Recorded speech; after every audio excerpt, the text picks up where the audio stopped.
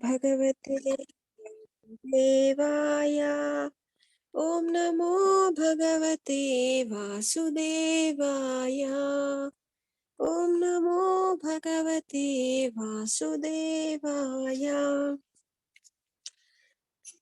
Shrimad Bhagavatam first canto chapter 2 verse 18 to 34।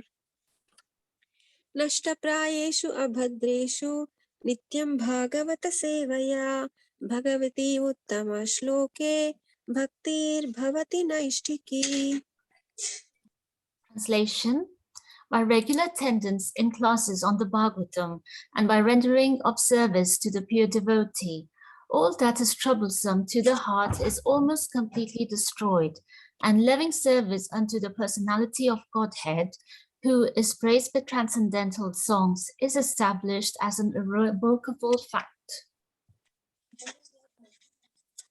तदा रजस्तमो भावः कामलोभादयश्च ये चेत एतैरनाविद्धं स्थितं सत्त्वे प्रसीदति। As soon as irrevocable loving service is established in the heart, the effects of nature's modes of passion and ignorance, such as lust, desire, and hankering, disappear from the heart. Then the devotee is established in goodness and he becomes completely happy. एवं प्रसन्न मनसो भगवद्भक्ति योगतः भगवत् तत्व विज्ञानं मुक्त संगस्य जायते। Thus established in the mode of unalloyed goodness, the man whose mind has been enlivened by contact with devotional service to the Lord gains positive scientific knowledge of the personality of Godhead in the stage of liberation from all material association. विद्यते हृदया ग्रन्थे छिद्यन्ते सर्व संशयः क्षीयन्ते चास्य कर्माणि दृष्ट एवात्मनीश्वरे। Thus the knot in the heart is pierced and all misgivings are cut to pieces. The chain of fruitive actions is terminated when one sees the self as master. अतो वै कवयो नित्यं भक्तिं परमया मुदा वासुदेवे भगवती कुर्वन्ति आत्मप्रसादनीम्। Certainly, therefore, since time immemorial, all transcendentalists have been rendering devotional service to Lord Krishna, the personality of Godhead, with great delight, because such devotional service is enlivening to the self. सत्वं रजस्तम इति प्रकृतेर्गुणस्त्रैर्युक्तः परः पुरुषः एक इहास्य धत्ते स्थित्यादये हरिविरिञ्चि हरेति संज्ञाः श्रेयांसि तत्र खलु सत्त्वतनोर्नृणां स्युः। The transcendental personality of Godhead is indirectly associated with the three modes of material nature, namely passion, goodness, and ignorance. And just for the material world's creation, maintenance, and destruction, he accepts the three qualitative forms of Brahma, Vishnu, and Shiva. Of these three, all human beings can derive an ultimate benefit from Vishnu, the form of the quality of goodness. पार्थिवात् दारुणो धूमस्तस्माद् अग्निस्त्रयीमयः तमसस्तु रजस्तस्मात् सत्त्वं यत् ब्रह्मदर्शनम्। Firewood is a transformation of earth, but smoke is better than the raw wood, and fire is still better, for by fire we can derive the benefits of superior knowledge through Vedic sacrifices. Similarly, passion, rajas, is better than ignorance, tamas, but goodness, sattva, is best because by goodness one can come to realize the absolute truth. भेजिरे मुनयोथाग्रे भगवन्तम् अधोक्षजं सत्त्वं विशुद्धं क्षेमाय कल्पन्ते एनुतान् इह। Previously, all the great sages rendered service unto the personality of Godhead due to his existence above the three modes of material nature. They worshipped him to become free from material conditions and thus derive the ultimate benefit. Whoever follows such great authorities is also eligible for liberation from the material world. मुमुक्षवो घोररूपान् हित्वा भूतपतीन् अथ नारायणः कलाः शान्ता भजन्ति ह्यानसूयवः. Those who are serious about liberation are certainly non-envious, and they respect all. Yet they reject the horrible and ghastly forms of the demigods and worship only the all blissful forms of Lord Vishnu and his plenary portions. रजस्तमः प्रकृतयः समशीला भजन्ति वै पितृभूता प्रजेशादीन् श्रियैश्वर्यप्रजेप्सवः. Those who are in the modes of passion and ignorance worship those in the same category, namely the forefathers. Other living beings and the demigods who are in charge of the cosmic activities, for they are urged by a desire to be materially benefited with women, wealth, power, and progeny. Verse 28 and 29. Vasudeva paraveda, Vasudeva paramaka, Vasudeva parayoga, Vasudeva parakriya, Vasudeva param jnanam, Vasudeva parantapaha, Vasudeva paro dharmo, Vasudeva paragatihi. In the revealed scriptures, the ultimate object of knowledge is Sri Krishna, the personality of Godhead. The purpose of performing sacrifice is to please him. Yoga is for realizing him. All fruitive activities are ultimately rewarded by him only. He is supreme knowledge, and all severe austerities are performed to know him. Religion, dharma, is rendering loving service unto him. He is the supreme goal of life. Sa evedam sasarjagre Bhagavan Atma Mayaya Sad Asad Rupaya Tasau Gunamaya Guno Vibhuhu. In the beginning of the material creation, that absolute personality of Godhead, Vasudeva, in his transcendental position, created the energies of cause and effect by his own internal energy. Taya vilasiteshveshu guneshu gunavan iva antah pravishta abhati vijnanena vijrumbhitaha. After creating the material substance, the Lord, Vasudeva, expands himself and enters into it. And although he is within the material modes of nature and appears to be one of the created beings, he is always fully enlightened in his transcendental position. Yatha hyavahito vahnir darushvekah swayonishu naneva bhati vishvatma bhuteshu cha tatha puman. The Lord, as Supersoul, pervades all things, just as fire permeates wood, and so he appears to be of many varieties, though he is the absolute one without a second. Asau gunamayer bhavair bhuta sukshmendriyatmabhihi svanirmiteshu nirvishto bhunte bhuteshu tadgunan.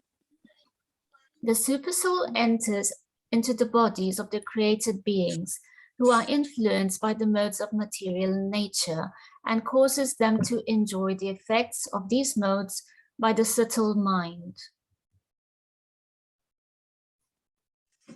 Bhavayatyesha satvena lokan vailokabhavanaha लीलावतारानुरतो देवतर्यन्नरादिषु.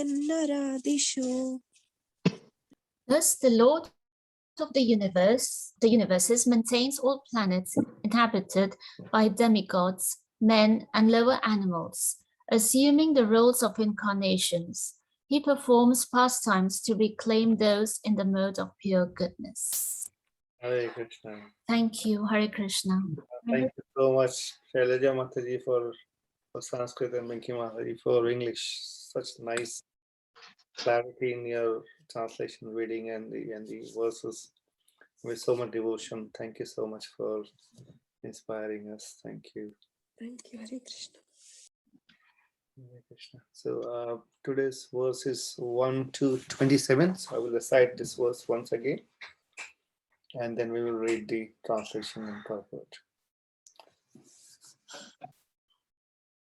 Om Namo Bhagavate Vasudevaya. Om Namo Bhagavate Vasudevaya. Om Namo Bhagavate Vasudevaya.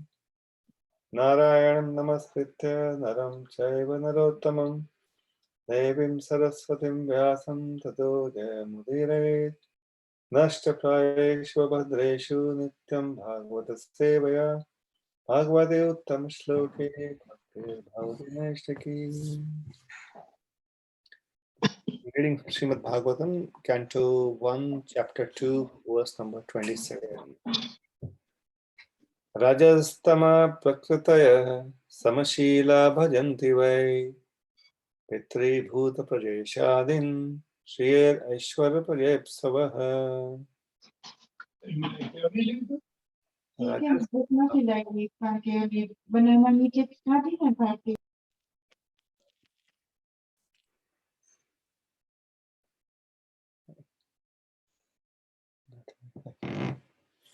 Rajastama Prakritaya Samashila Bhajanti Vai Pitri Bhuta Prajeshadin Shriyar Aishwara Prajepsavaha. Synonyms, translation and purport by Srila Prabhupada. Jaya Prabhupada. Synonyms. Rajaha, the mode of passion. Tamaha, the mode of ignorance. Prakritayaha, of that mentality. Samashila, of the same categories. Bhajanti, do worship. Why? Actually. Pitri, the forefathers. Bhuta, other living beings. Prajesha Adin, controllers of cosmic administration. Shriya, enrichment. Aishwarya, wealth and power. Praja, progeny. Ipsavaha, so desiring. Translation. Those who are in the modes of passion and ignorance worship those in the same category, namely the forefathers, other living beings, and the demigods who are in charge of cosmic activity. For they are urged by the desire to be materially benefited with women, wealth, power, and progeny. Okay, so we have purport, the three paragraphs. Maybe someone would like to read the purport, please.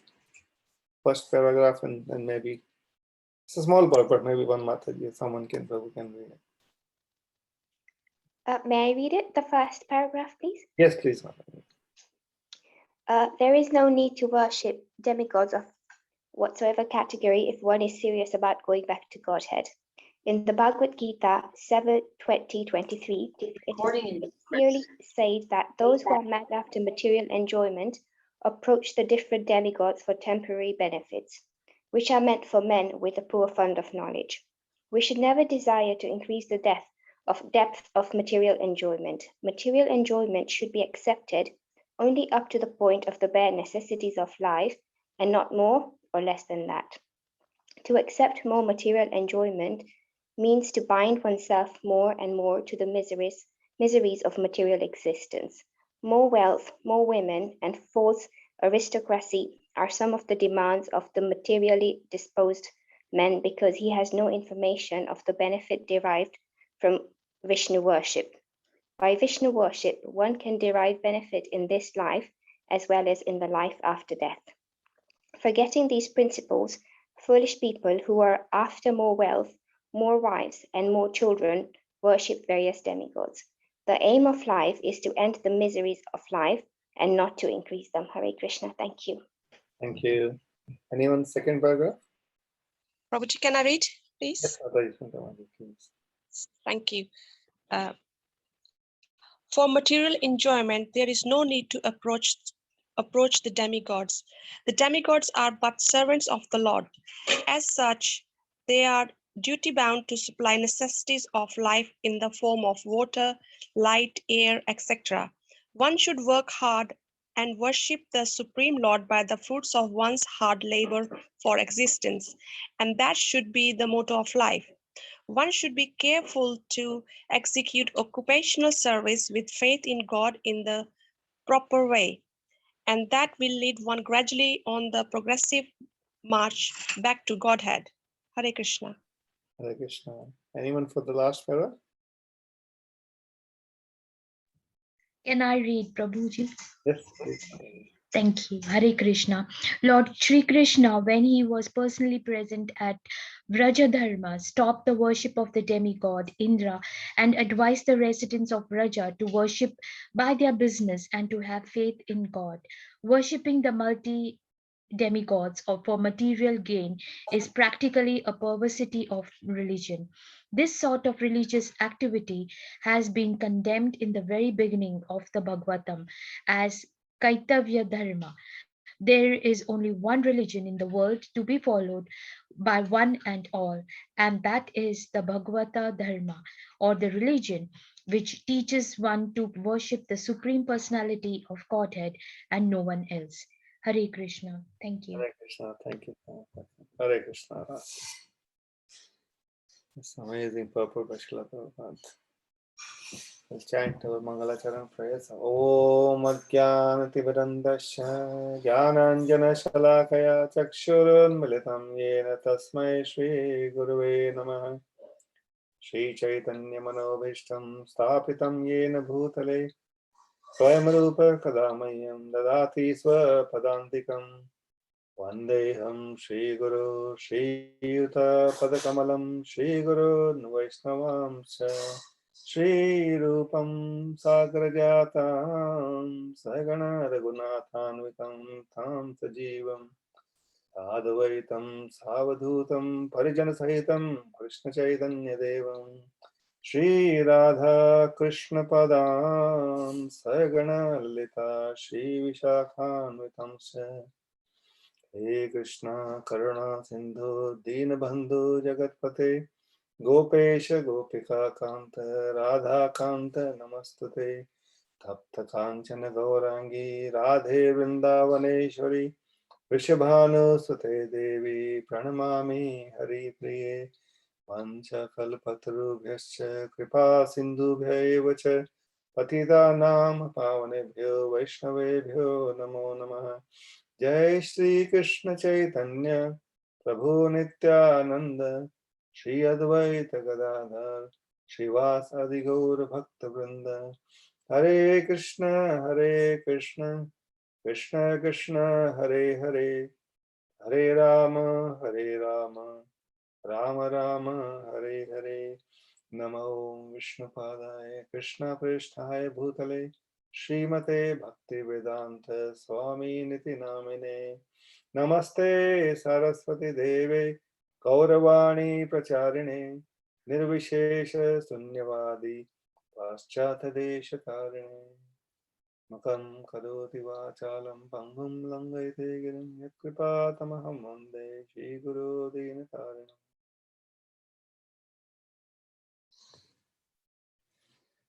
Hare Krishna. Thank you so much for being here on Sunday evening. This is the Easter weekend, and all of you are wonderful devotees. You have taste for Srimad Bhagavatam. That's why you're here every day. This is the Rasika Bhuvi Bhavakas. In the first chapter, Bhagavatam is a verse like that. So you can see that all of you have wonderful taste for Bhagavatam. That's what brings you here every evening. All glories to all of you. Thank you so much for inspiring us. Hare Krishna. So translation for today is those who are in the modes of passion and ignorance worship those in the same category. That's an interesting word. Namely the forefathers, other living beings, and the demigods who are in charge of cosmic activities. For they are urged by a desire to be materially benefited with women, wealth, power, and progeny. A beautiful purport by Srila Prabhupada starts with the first amazing reference. There is no need to worship demigods of whatsoever category if one is serious about going back to Godhead. That's Prabhupada has nailed it. If one is serious about going back to God, if we are not serious, then maybe we can engage in the worship of other demigods. But if we are serious, there is no need, because our goal is to go back to Godhead, which can only be provided by one and only Sri Krishna Bhagavan. Ki Jai. In the Bhagavad Gita 7:20-23, it is clearly said that those who are mad after material enjoyment approach the different demigods for temporary benefits, which are meant for men with the poor fund of knowledge. Alpamedesha, this is Krishna says in Bhagavad Gita, Alpamedesha is man of less intelligence. Actually, there's these 4 verses. I will quickly go through these 4 verses, because within these 4 verses, Krishna just defines what really is the situation of those who worship demigods and what really happens. So what those worshippers believe that they're doing and what actually is happening. The whole science is packed in 4 verses. I'll quickly go through those. Kamastaisterthyana prapadyante yana devata tam tam nemam asthaya prakritaya neta swaya. Same word prakritaya is repeating here as well. This is of the same nature, similar category. Translation goes like, those whose intelligence has been stolen by material desires surrender unto demigods and follow the particular rules and regulations of worship according to their own natures. So they have a nature of material desires and they look forward to those who can provide them. So they have to match their nature. Say someone wants to purchase some sweets, then they go to the sweet shop. They don't go to other places. I just like sweets. Keep giving example of sweets. But one thing is for sure is when we go to the sweet shop, they're just interested in selling the products. They're not interested in telling you that, well, you're having this, but this sweet may not be as good for you. And it's the shop. So this is a similar situation with the demigods. They have, Bhakti Vigyan Goswami explained that they're the shopkeepers. So they are there, they have their products, and they are bound to sell them. If someone has the right currency to purchase them, then the shopkeepers have to, they're obliged to exchange their products. So this is like that. But at the risk of purchaser, the risk is not with the demigods or with the shopkeepers. So we purchase and we pay the price in both ways. So that's whose intelligence has been stolen by material desires, unfortunately. Intelligence is by itself can be used in service of Krishna. And that's actually Tadami Buddhi Yogam Tam Ye Namam Upayanti Te. So when Krishna gives intelligence, when devotees pray to Krishna, when they're busy discussing Krishna's pastimes, Tushanti Cha Ramanti Cha, Tadami Buddhi Yogam Te. Those 4 verses of Bhagavad Gita again. But this intelligence is stolen. So because the material desires are so overwhelming, the real intelligence gets lost. And the living entities get engaged in worshipping of the demigods. Then what happens? Yo yo yam yam tanum bhakta shraddha इच्छति श्रद्धया अर्चितुम इच्छति तस्य तस्य चलाम श्रद्धाम तामेव विदधाम्यहम्. I am in everyone's heart as the super soul. As soon as one desires to worship some demigod, I make his faith steady so that he can devote himself to that particular deity. This is, Krishna is so merciful. He's sitting within the heart of every living entity. Yeah? As he says a few times in Bhagavad Gita. And then he's, man proposes and God disposes. So he's listening. So he's just there to fulfill our desires. Those we remember and those we don't remember. Krishna makes sure that we get, what we deserve. To the extent we deserve, our desires are fulfilled.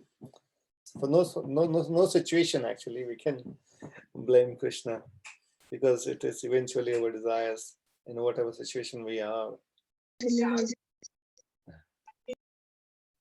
So we desire for worshipping of demigods for some temporary gain, and Krishna helps us to steady that, so to make our faith steady.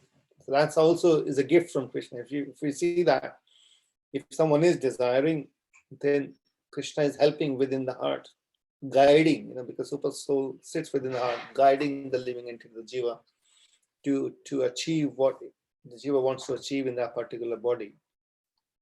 And if that jiva wants to worship a demigod, then the faith is made steady by Krishna himself. That's interesting. Because he does not force anyone. So he just wants to help us learn our lessons. And then the translation for this next verse, second last, Sataya Shraddhaya Yuktas Tasya Aradhanam Ihate Labate Chatata Kaman Mayeva Vihitan Hitam. Endowed with such a faith, so the living entity is now has a strong faith, a steady faith in worship of that demigod. He endeavors to worship a particular demigod and obtains his desires. The desires are fulfilled. But in actuality, these benefits are bestowed by me alone. So in business, we call like the middlemen. So they take the commission, but actually who's the ultimate provider? But in actuality, the benefits are provided by Krishna only. He's the only provider of everything. Everything belongs to him. Everything is owned by him. Everything is created by him. So he only has the right to give it to someone. But he helps the living entities in the journey of going through demigods, worshipping through the middlemen, taking some commission. But then the problem with that is someone can get rid of the middlemen, then it is so much easier. You save some commission.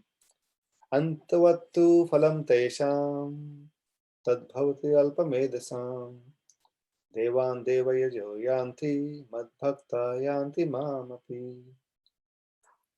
And here comes the same sentence. Men of small intelligence worships demigods, and the fruits are limited and temporary. That's the difficulty. Those who worship the demigods go to the planets of demigods, but my devotees ultimately reach my supreme planet. Problem, someone may ask, well, that's okay, then we can go to the planets of demigods. But then again the problem is Brahma Bhavana Loka Punaravartino Arjuna. To the highest planet in the material realm is Brahmaloka. Until that Loka, they have to come back to the same planet and then start a journey once again. But when they go to Krishna's planet, they never come back. That's Lord's proclamation. So this defines everything for someone who is interested. If we come across that situation or someone asks us that question, then the answers are given here in Bhagavad Gita. How this whole thing, Krishna helps steady and make the faith steady then he provides for what has been asked for. And unfortunately, he's also sad. In one sense, Krishna is never sad, but he's also sad here, saying, well, what can we do? They're men of small intelligence, because they have, this is like short-sightedness, like they can only see so much. Solve the problem now, don't worry about the future. Let's have fun now. Just do it. Nike way of doing it. And we'll go to the next, last 4 verses Srila Prabhupada explained, referred here. It is clearly said that those who are mad after material enjoyment approach the different demigods for temporary benefits. That is like, there's a saying in Hindi, I don't know how many of you can follow, but they say that Sasta roye bar bar, mahanga roye ek bar. So yes, the bhakti is a little bit, Krishna bhakti is a little bit harder, it feels sometimes. It takes a long, steady, focused attention, but the results are permanent. But the cheap aspect, quick results means, quick lose as well. Those temporary benefits are lost. So that's what Prabhupada defines, and Krishna defines them as men with poor fund of knowledge, who are only interested in a short gain, or maybe what call, we have another, in IT we call sticky tape solution. So there's a pipe, there's a leak here, okay, stick a tape there, stick a tape there, stick a tape there, but we never solve the root cause problem. So this is a temporary problem, temporary benefit, and they keep asking for more and more. We should never desire to increase the depth of material enjoyment. This is another brilliant statement Prabhupada is making. So why he's saying we should never, there's so much depth in Prabhupada's purpose. It's just, I don't know what we can, say. How do we, if we just deep dive into this, every sentence is so much nectar in there. We should never desire to increase the depth of material enjoyment. That means we already have. We can only increase what we already have. So that means the reason is obviously because we are here in the material world to enjoy the material energy of the Lord. So there's already existing, and we should never desire to increase that. So don't put any more effort. By our previous efforts, we are already here, reaping the fruit of our previous desires. Material enjoyment should be accepted only up to the point of the bare necessity of life, and no more or less than that. Yukta har viharasya, yukta chestasya karmasu, yukta swapnava bhodasya, yoga bhavati dukha. So everything in the yukta means everything inappropriate quantity and and situation devotees can accept. Actually, this is yesterday. I'm just remembering something. We celebrated Hanuman Jayanti yesterday, and there is a very nice pastime about in the Sundarkand. Does anyone know what happened? There are 3 obstacles that Hanumanji is presented with, and the first obstacle. What was the first obstacle, as we hear from devotees and acharyas? Does anyone know? There is a mountain. There's a tip here. Hare Krishna, Prabhuji. Yes, Prabhu. No. I think it's maybe I think that mountain is kind of related to Hanuman, and he offers take some rest, and Yes. then you can go. You have been tired so much, so you did long journey. Take rest, and you can journey later on. Yeah. Yes. Thank you, wonderful. That was the attraction that was given to Hanumanji. Hanumanji was on a mission, and he wanted to deliver the message. He wanted to find out Mata Sita, and he wanted to give the message. But on his service, there's this obstacle of material enjoyment, in the sense that Menaka Parvat, the Menaka mountain offers, so I was hearing somewhere they're saying that Menaka says, well, he's the from the same lineage and like one of the forefathers for Hanumanji. It says, oh, you're taking such a long leap. Why don't we have so much, nice caves on my mountain here? Why don't you take a little break and rest in here? And then you can, carry on to your journey. Hanumanji, what he does is very interesting. What he does is he says, okay, someone is offering, and there is a relationship, someone is offering with love. He says, okay, I cannot stop in my service, but what I can do is just honor what you're very kindly offering me. So Hanuman just touches the Menaka mountain and then he goes on his journey. So just enough. But for devotees, if we are focused on our goal of, the serious, I'll go into the first point, when we are focused on the goal and we are very serious about going back to Godhead, then we don't stop for the material enjoyment. And this is one of the, I'm thinking devotees would have covered in the previous sessions. One of the anartha is that what we, one of the obstacle, that is part of the anartha nivritti, as explained by Srila Vishwanath Chakravarti Thakur, is the comfort that we might get out of our bhakti. So when we start bhakti, there are situations where life gets a bit easier for sure initially, and there is some comfort that comes in life, and sometimes some respect comes in life, and people start to say, oh yes, he's a devotee, he's wearing a tilak and this and that, and we start to feel a little bit comfortable in life, and say, okay, the life is not too bad, I'm chanting my rounds and everything is all right. I'm doing a little bit of service here and there. And, and we start to become content in bhakti, satisfied. And say, okay, I'm doing all right. I don't need to do any more. Life is busy. What can we do? Lots of these, this is again, the mind plays the game. And we get in that mentality of relaxation a little bit. But we should not do that. And that is one of the anartha, most peculiar, most typical, that is experienced by many, many devotees. Because other obstacles, for example, the sinful, the previous, sinful activities, reaction for those, or the offenses against the holy name, or there is also the benefits of the previous pious life that we would have lived. We get, by nature, it is explained like by at the time of birth itself, that someone's material enjoyment extent is already defined, more or less. So we hear a lot of, you can do anything, you can do this. Unfortunately, the scripture doesn't say that way. We also have a little, there's one of the Upper Vedas, astrology. A lot of people are, familiar with that astrology, which pretty much defines, it is a science. It defines pretty much what someone would be able to do, how much to the extent.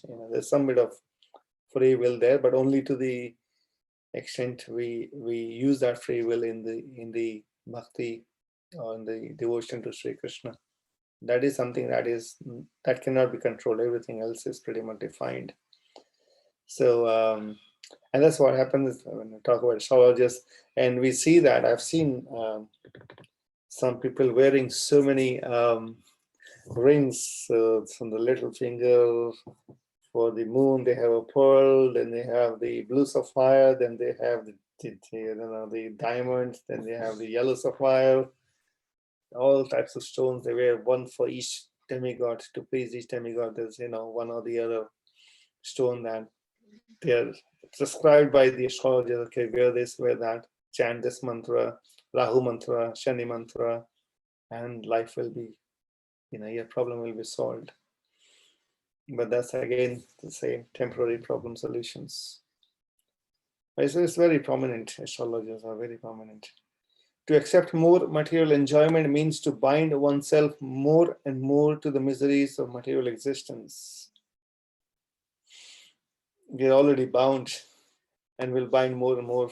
More wealth, more women, and false aristocracy are some of the demands of the materially disposed man, because he has no information of the benefit derived from Vishnu worship. So he's like the ignorant ones or innocent ones. By Vishnu worship, one can derive benefit in this life as well as in life after death. So there is very beautiful Bhagavatam verse which says, okay, so someone may have, or we may have still material desires, and it takes a while to get rid of all of them. Even in those situations, we can worship Krishna. Akama sarva kama va moksha kama udardi tivrena bhakti yogena yajeta purusham para. So whether someone has a desire, akama sarva kama, or no desire, or lots of desire, in all situations, one should worship Vishnu or Krishna. And because when we worship Krishna, even with the material desires, like there is an example in Bhagavatam about the famous example, someone who had the material desire. Who comes in mind first is Dhruva Maharaj, obviously.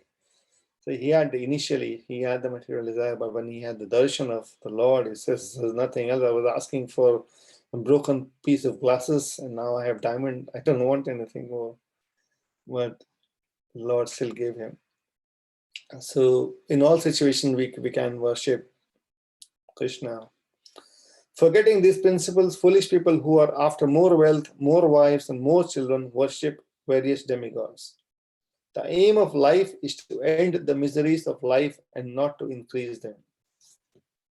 That's it. So Mahaprabhu, when Sikshashtakam, the fourth verse, it says, Na dhanam na janam na sundarim kavitam va jagadishakame. Actually, I was wondering if Santosh Mataji is here, maybe she was reciting Sikshashtakam verse, prayer so nicely. If she can chant, it'll be 5 minutes, but it's very nice. Hare Krishna, Prabhuji, when would you like me to chant? Now, Mataji. Now? Yes. Okay. Thank you, everyone. Hare Krishna. Cheto dharpanamarjanam bhava mahadavagni nirvapanam shrayakairava chandrika vitaranam vidyavadhu jivanam anandam buddhi vardhanam Pratipadam Purnamrita Svadanam Sarvatma Snapanam Param Vijayate Sri Krishna Sankirtanam Nam Namakari Bahuda Nija Sarva Saktis Tatrarpita Niyamita Smaranena Kalaha Etadarsi Tava Kripa Bhagavan Mamapi Durdaivam ihajani nanuragaha Tranadapi sunichena Tarorapi sahisnuna Amanina manadena Kirtaniya sadahari Nadanam najanam na sundarim Kavitam va jagat isakame Mama janmani janmanisvare Bhavatad bhakti rahaitu kitvai Ainanda tanuja kinkaram Patitam mam visame bhavam budao Kripaya tava pada pankaja Stithaduli sadarsam vinchintaya Nayanam galadasru dharaya Vadanam gadgadarudhaya gira Pulakir nichitam vapu kada Tavanam grahane bhavishyati Yugayitam nimesena Chaksusa pravarsayitam Sunyayitam jagat sarvam Govinda virahe name Aslisya padaratam Pinastu mam Adarsanan marmahatam Karuto va Yatha tatha va Vidadatulam pato Mat prananathastu Sa eva na paraha. So nice. Hare Krishna. Thank you so much. This fourth verse is what was the point, relevant to what I was. Because everything relevant, particularly. So Mahaprabhu saying, no, na dhanam, na janam, na sundarim. So for the devotees, O Almighty Lord, I have no desire to accumulate wealth, nor do I desire beautiful women or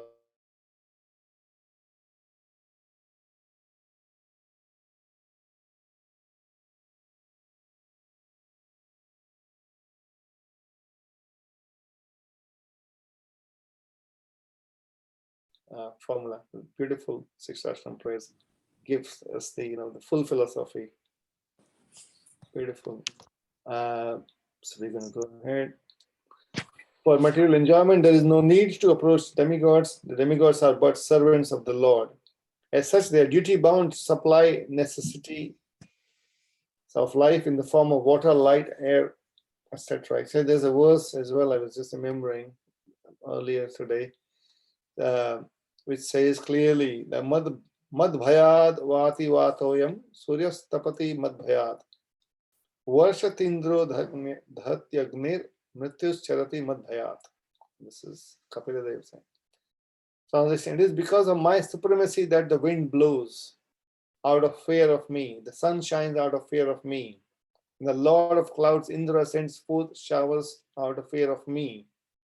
Fire burns out of fear of me, and the death goes about taking its toll out of fear of me. So everything is coming from Krishna anyway. Everyone is working under the direction of Sri Krishna. Yeah. So there is no, so everyone is, as the purport says, that they're just doing their duty. And this is where I think this is the famous pastime of the Indra worship in Vrindavan by Nanda Maharaj was quoting that. So as much as they are duty bound to supply necessity of life, they're under direction of Krishna. They are all already providing this. Suyate Sacharacharam. Under the direction of Krishna, everything is mobile or immobile, everything is working. So there's something in italics here, I think. One should work hard. It's amazing how this is being put. One should work hard and worship the Supreme Lord by the fruits of one's hard labor for existence, and that should be the motto of life. This is again the statement that it's not that because we know, yes, we are Krishna's devotee, Krishna is providing everything, and so we are okay, we don't need to do much. But here, Prabhupada clarifies that one should work hard.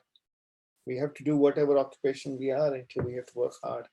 And then with the hard work, the fruits that we get in whatever way, that should be offered to Krishna. That's the motto of life, that's the devotee's motto of life. One should be careful to execute occupational service with faith in God in proper way. And that will lead one gradually on the progressive march back to Godhead. So everyone should be engaged in their, as per the nature, occupational services. Lord Sri Krishna, when he was personally present at Vrajadham, Lord Sri Krishna, when he was personally present at Vrajadham, stopped the worship of the demigod Indra and advised the residents of Vraja to worship by their business and to have faith in God. So maybe quickly someone can say, it's very purifying to repeat the, got maybe in 2-3 minutes someone can summarize this pastime of Indra worship, what happened. It's very purifying when we speak Lord's pastimes. So if anyone is inspired, please.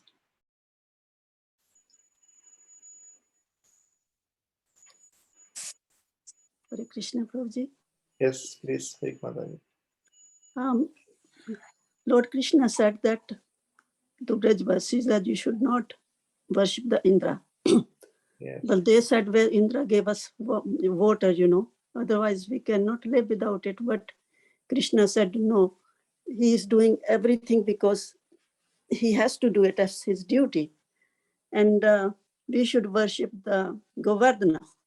He gives us everything we need, But then in the end, they all agreed and they started worship Govardhana. And Lord Indra got very, very angry. And then he just got the clouds and, just flooded the bridge bhumi. And then Lord Krishna just got this Govardhana hill on his little finger, and saved all the Brajvasis from that rain. Then in the end, Indra came and apologized for his, what he done. So he just apologized. He said, he just could not understand that Krishna is the Supreme Lord. Yes, so standing behind Surabhi, Indra was apologizing, Yeah, putting the devotee of the Lord in front. Thank you, Mataji. thank you. So this is worshipping a multi-gods, multi-demigods for material gain is practically a perversity of religion. That's beautiful. This sort of religious activity has been condemned in the very beginning of the Bhagavatam as Kaitava Dharma. Dharma projita Kaitava. So this is the second verse of Bhagavatam. Bhagavatam rejects the Kaitava Dharma, which is for the material religiosity. There is only one religion in the world to be followed by one and all, and that is the Bhagavad Dharma, or the religion which teaches one to worship the Supreme Personality of Godhead, no one else.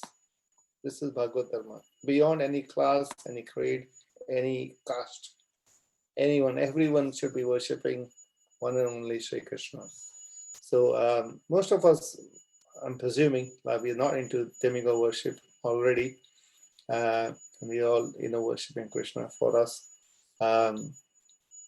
it may be said, okay, we don't probably do that anyway, but there is a tendency to be still relaxed, or maybe this is my take on, is more like, even in our path of bhakti, we have to be always more and more enthusiastic, find new means. In the association of devotees, we always find new means to increase our enthusiasm in the service and in the bhakti. So I think we're going to have a bhajan in 1 minute. So maybe we can start now, and maybe if there are any questions we can take after the bhajan. Someone's going to sing bhajan today. Hare Krishna Prabhuji, it's Pavani and Inakshi. Are Yes. you there, Pavani and Inakshi? Hare Krishna. Hare Krishna. Please tell everyone what bhajan you are going to sing. The name of the bhajan, please. Jaya Radha Madhav. Haribol, thank you. When you're ready, you can start. Thank you. Hare Krishna. Jaya Radha Madhava. Jai Kunja Bihari. Jai Radha Madhava.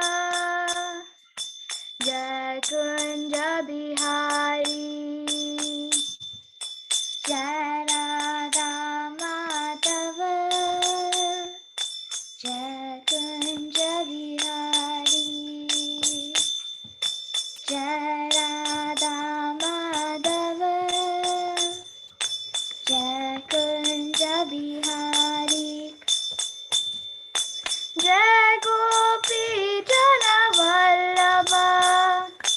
Jai Giri Varidhari. Jai Gopi Jana Vallabha. Jai Giri Varidhari.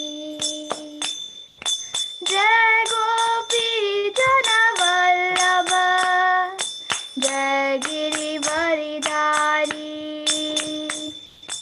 Jai Gopi Jana Vallabha. Jai Giri Varidhari. Jai Radha Madhava. Jai Kunja Bihari. Jai Radha Madhava. Jai Kunja Bihari.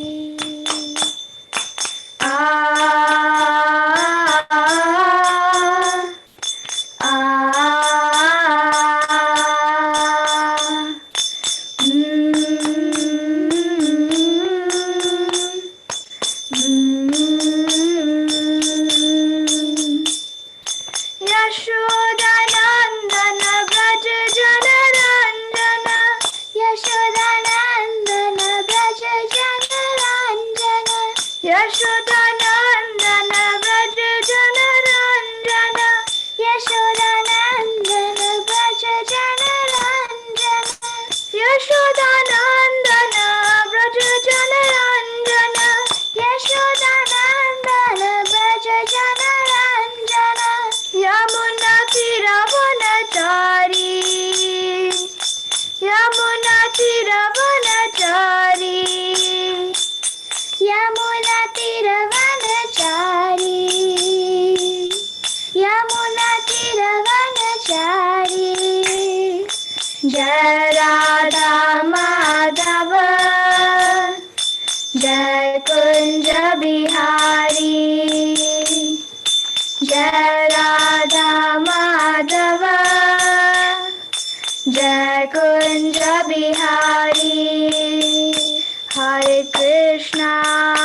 Hare Krishna, Krishna Krishna, Hare Hare, Hare Rama, Hare Rama, Rama Rama, Hare Hare, Hare Krishna, Hare Krishna, Krishna Krishna, Hare Hare, Hare Rama, Hare Rama, Rama Rama, Hare Hare, Hare Krishna, Hare Krishna, Krishna Krishna, Hare Hare, Hare Rama, Hare Rama, Rama Rama, Hare Hare, Hare Krishna, Hare Krishna, Krishna Krishna, Hare Hare, Hare Rama, Hare Rama, Rama Rama, Hare Hare. Hare Krishna. Hare Krishna. Hare Bol. Hare Bol. Thank you so much, Meenakshi and Pavani. So beautiful. Very nicely sang. Thank you so much. Thank you, Prabhuji. Hare Krishna. Thank you. Thank you so much. Beautiful. Everyone is saying beautiful. Thank you. Hare Krishna. Okay, so then we have maybe 5 minutes. Any questions about, any doubts about demigod worship? Should we do, should we not do? Any astrological discussions?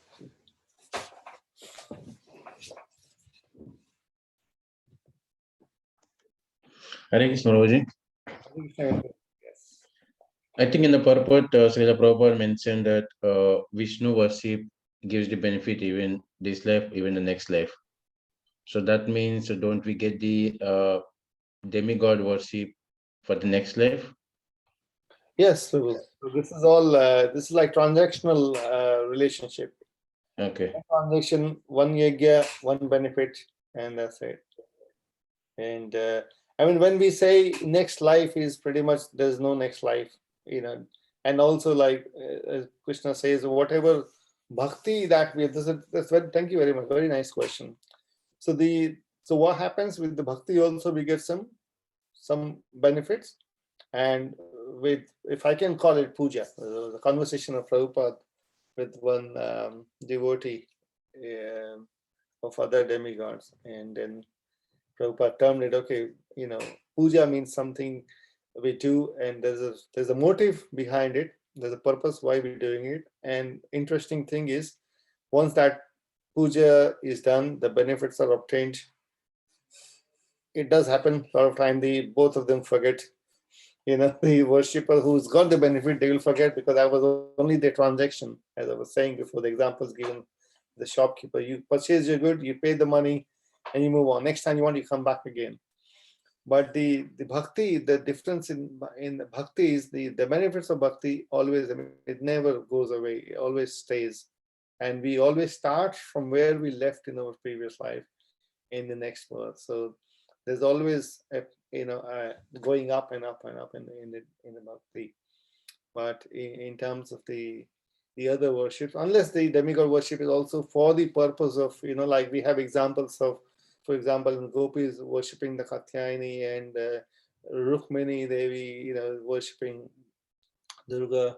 But the aim was to more, you know, to get the Supreme Lord as their husbands. So unless the purpose is to attain bhakti, the benefits of worshipping demigod doesn't last beyond one life. And you know, even if it is 2 lives or 3 lives, doesn't really matter, because the cycle just continues. It doesn't really help much.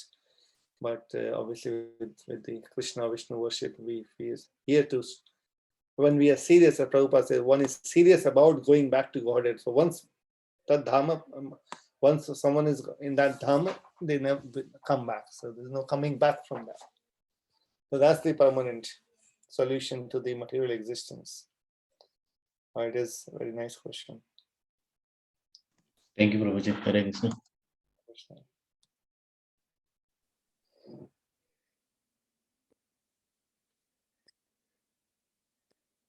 Hare Krishna Prabhuji. So that, I mean, when you said the astrological predictions and the karma and stuff, so I just had one thought in mind. Yeah. I can probably clarify. So everyone goes through these cycles of karma and we take the next birth, including the devotees and the not yet devotees. But then, the not yet devotees are the ones who are still enjoying their karmas, performing the new karmas and, wanting to enjoy the new karmas again. But they don't want to suffer for what they've already performed. Again for some more material enjoyment, whereas in case of the devotees, they have realized that they have done some sins now, and they acknowledge, they accept that, and they're willing to not commit those sins again in the future, and for whatever they've done, they are accepting the punishment already. And while they're on their way to correct that, I think probably they are the most eligible candidates to kind of been forgiven. Unfortunately, while we are on our way progressing in this, when there are certain burning, issues due to our past karmas or whatever astrology, why are we not given, at least that momentary kind of a relief, either by, whatever the rituals or the, with help of astrology or something like, I have seen some devotees asking for some really burning issues. And mostly the answer is that you have to, chant like 3.5 crores of names, wherein you lose all your sanchit. And then the prarabdhas, if your bhakti is really strong, then yeah, you may lose some prarabdha also, but not completely. But I think, yeah, those many years, it's really hard and tough to achieve in this life for majority of us. And I mean, it looks like as if there is apparently no way at all for us to get rid of the current situation, which is of course harming our, it's just difficult to perform our bhakti even while we are undergoing such tough situations. So my view was that probably these are the most eligible candidates who can ask for some relief, because it helps them, and I think they deserve them, in my view. I don't know. While on the other side, they've been given the solution. Congratulations, Mother. Your view matches with Lord Brahma's view as well, exactly. That's it. There's a verse, what you're saying is there's a verse like that. Lord Brahma says that they are the only one who are eligible for the liberation. Oh, really? Thank you so much. Yes, so but we do appreciate, everyone has to go through one or the other situation in life, and we don't know what's happening, what is the cycle of karma playing in our life, and there is one big difference in the life of devotees. Bhagavatam explains that what is the size of an ocean, that kind of trouble becomes the size of the hoof print of a cow. The big problem becomes small for devotees. That's guaranteed. It's also in the nectar of devotion.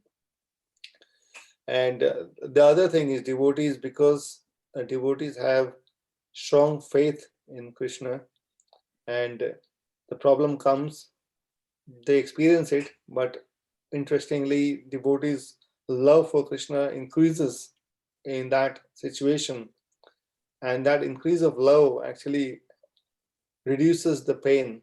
Everyone, we go through the pain. I mean, nobody is spared in this material world. That's what Krishna says in Bhagavad Gita as well. This janma mrityu jara vyadhi dukkha doshanu darshanam. So this janma mrityu jara vyadhi is always there. It's not denied for anyone. Everyone's going through that.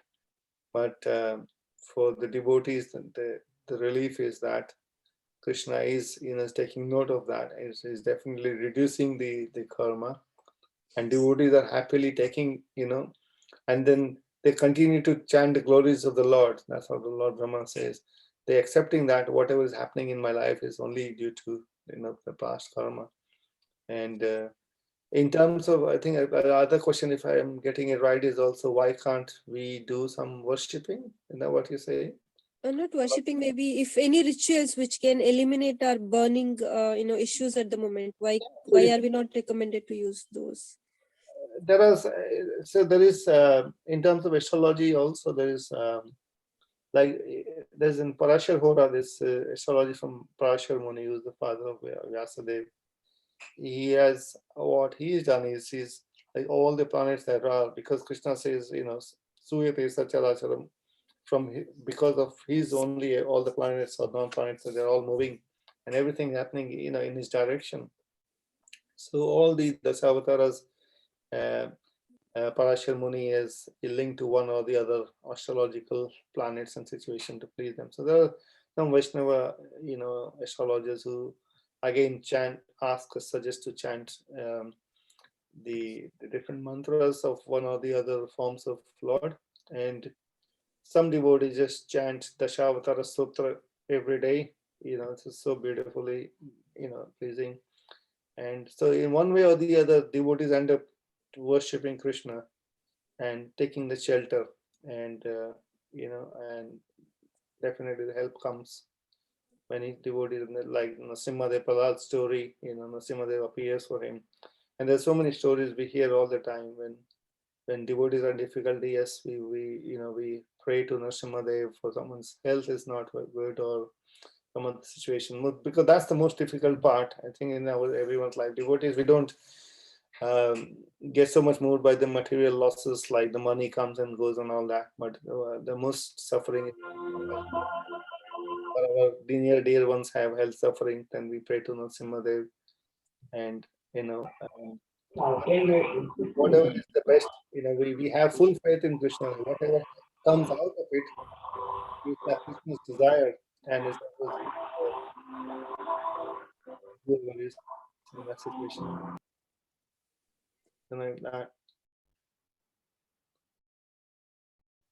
Does that make sense, Shailaja Mataji? Yes, Prabhuji. So we mean to say that, we will develop our love for the Lord when those situations comes, and the devotees would happily accept. But I'm just worried because at least me, I'm not still in that stage, unfortunately, wherein I can gracefully accept those situations. But how about in, the... Yeah, we are all in, Mataji, we are all trying, and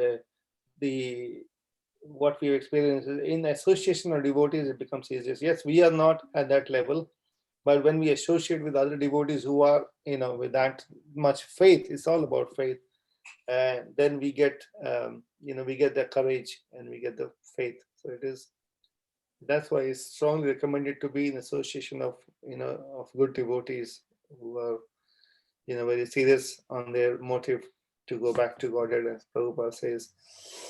Then it definitely helps. So association is very, very helpful in all situations. With the help of devotees' prayers also work more than our own prayers. I have experience in my life as well. When we have other devotees praying for us, it's much faster. So it's our dependence is Lord and His devotees, and that definitely is the best solution and permanent solution as well. So there's another question, I think. Generally, demigod worship we see is for Ganapati, Lakshmi Devi, Saraswati, and not much of Indra. Yeah, Indra worship is not as much happening these days. We hear or listen about Indra being ignorant or Brahma being there, but not any of those who are worshipped generally by most. Actually, we don't. It is ultimately, when we read pastimes in Krishna book or Bhagavatam about Lord Indra or Lord Brahma, we have to understand that they are very elevated devotees. They are very in a powerful position, and as Krishna is choosing them, who should go at what position, they have to be, great devotees of the Lord. So they are very, very great, and they just participate in Krishna's pastimes. One way of we look at it that way, and the other thing, Krishna only deals with his close confidentees. That's how we pronounce it. To participate in his pastimes. It's not that anyone like Tom, Dick, and Harry, as we say, gets up and gets the chance to be in the pastime of the Lord. They're very elevated, worshipable, like not at the same level as Krishna, but respectful. We have to be respectful to all the demigods. They are in that position for a reason. In general, anyone in this world, as devotees, we appreciate that. If anyone is in a powerful situation, and they must have the mercy of the Lord, because without him, nothing works. So we never disrespectful to anyone, what to speak of demigods. Then it's hard to discuss this, but the very first one, if one does not want to come back, yes, thank you for, yes, if the objective is not to come back, then why should we engage in those worships? Another, it is news to me that those who worship demigod do so for material benefits only. I'm not sure the most Hindus would have heard the word demigod unless they have read the scriptures. Yes, actually, it was me as well. Until the time I read Srila Prabhupada's Bhagavad Gita, I didn't know what demigod means. They're all gods, and everyone's doing one or the other. The differentiation between one another, as we learn from, from the scriptures. And now as we read more and more Bhagavatam and all the other Vedas and Upanishads and this Puranas, it's very clear. It's very clear that, the difference between God and demigod, like sub-god or junior gods like that. So it is news to the worship. Yes, actually, this is true. Actually, if they don't, interestingly, there's a pastime. It's nearly time, but next time we will talk about. There is a very nice pastime. I'll tell you in 2 sentences because it's 9 o'clock. There's a temple in Vrindavan, Radha Vallabhji. So there was a devotee of Lord Shiva. And he worships Lord Shiva with a pure motive, very pure heart. And Lord Shiva appears to him and says, well, what do you want? And he says to Lord Shiva, my Lord, I just love you and I would like you, what you love the most, you give me that. Now, this is interesting. Nobody, it's very rare for Lord Shiva to face someone like that. And so this Brahman, this is a long story about consciousness. So this Brahman then, says, Lord Shiva says, you can ask for anything, that's fine. He says, no, I just want whatever you like. You just give me that. I don't know what is right, what is wrong. You tell me what is right, and I will take that since you are here and you want to give me some benediction. And then Lord Shiva himself takes him to a place and he shows him the Radha Vallabha deities. There's a very nice temple in Vrindavan. And he gives it to say, these are deities are very close to my heart, my worshipable. Since you ask for what I love, this is what I love and this is what I would like to give to you. And this Brahman then he does the worshipping of that deity, and there's a story about how the temple is built. Radha Vallabha, you can search for it. That's a beautiful temple there.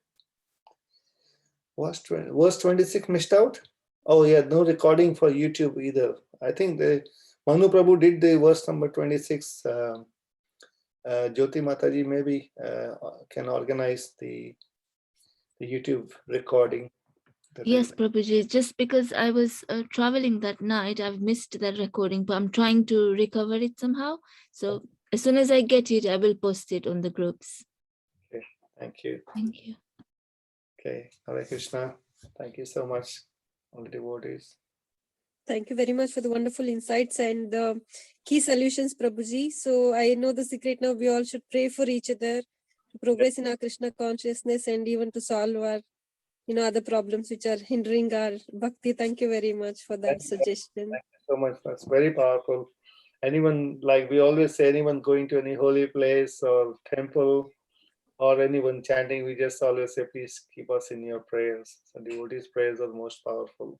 Thank you so much. Hello, Mata. Thank you very much. Sriman Bhagavad Purana ki Jai. Yay. Jai. Very nice class, Prabhuji. Thank you so much, Mataji. Kripa sindhubhya eva cha patitanam pavanebhyo vaishnavebhyo namo namaha. Thank you, Prabhuji. Wonderful class. Thank you. Hare Krishna, Prabhuji. Prabhuji. Hare Krishna. Hare Krishna. Thank you. Thank you. Hare Krishna, Prabhuji. Hare Thank you. Krishna. Hare Prabhu, thank you so much.